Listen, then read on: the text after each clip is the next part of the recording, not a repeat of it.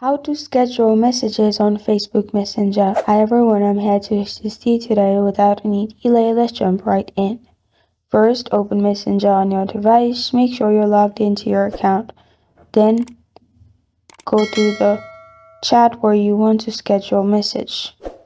Then, type in your message and hold on to the arrow and you'll find schedule message option. From there, you can set date, time, to schedule. It's not available in my region. It may be available in your region.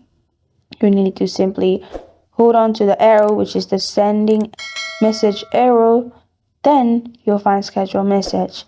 If it's not available in your region, you can go to Play Store or App Store and search scheduler timed messages, and you'll find different apps to schedule messages. You can download one and then simply schedule a message in Messenger as well.